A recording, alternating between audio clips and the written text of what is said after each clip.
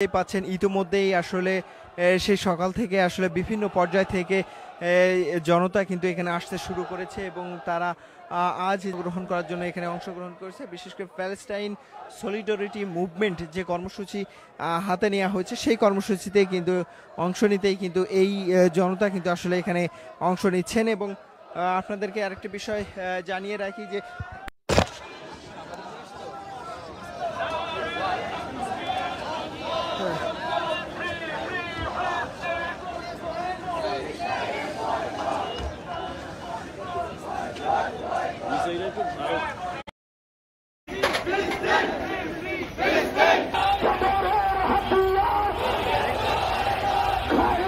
ইসরায়েলের বর্বর হামলা ও হত্যার প্রতিবাদ এবং ফিলিস্তিনের নির্যাতিত মানুষের সঙ্গে সংহতি প্রকাশ করতে আজ ঢাকার সোহরাওয়ার্দী উদ্যানে অনুষ্ঠিত হচ্ছে মার্চ ফর গাজা কর্মসূচি। এই কর্মসূচিতে আসা ফিলিস্তিন সমর্থিতদের মাঝে ব্যতিক্রম ৬০ দুই বন্ধু, যারা ফিলিস্তিনের পতাকা দিয়ে নিজ হাতে পাঞ্জাবি বানিয়ে মার্চ ফর গাজা কর্মসূচিতে অংশ নিতে এসেছেন। আমরা এই বার্তা দিতে চাই যে শান্তির বার্তা দিতে চাই, আমরা ফিলিস্তিনিদের মুক্তি চাই, তাদের এই যে শিশু হত্যা বন্ধ করো এবং ইসরায়েলকে আমরা নিন্দা জানাইতে আসছি। যেহেতু ইসরায়েল এই শিশুর উপর অত্যাচার অবিচার না করে, আমরা এই জন্য প্রতিবাদ করার জন্য আসছি। ফিলিস্তিনি মুসলমান যেভাবে হত্যা করতেছে ইসরায়েলরা, ওইগুলো দেখে আমাদের মনে কষ্ট লাগছে। রোজার মাস তাদেরকে ইফতারি করতে দেয় নাই, রোজার মাস তাদেরকে খাওয়ান দেয় নাই, তারপরেও রোজার মাস তাদেরকে বোমা নিক্ষেপ করে তাদেরকে হত্যা করা হয়েছে।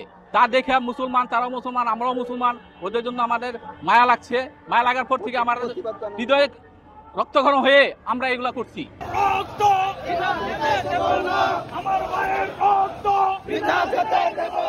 এদিকে মূল অনুষ্ঠান শুরুর আগেই সকাল থেকে ছোট বড় মিছিল নিয়ে ঢাকার বিভিন্ন জায়গা থেকে সোহরাওয়ার্দী উদ্যানের প্রতিটি গেটেই ভিড় করছে সাধারণ মানুষ।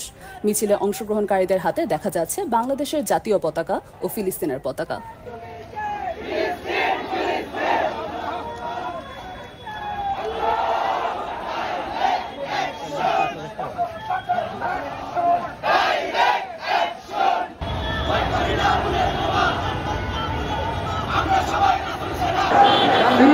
অনুষ্ঠান কর্মসূচিতে অংশগ্রহণ করেছে, যিনি 2014 সালে বিনাভাবে শ্যামবাগে প্রথম এমপি ঘোষিত হন।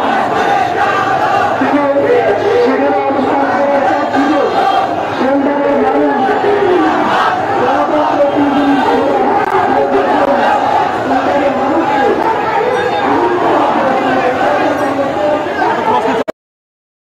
সদস্যরা বেশ তৎপর রয়েছে, কারণ সকাল থেকে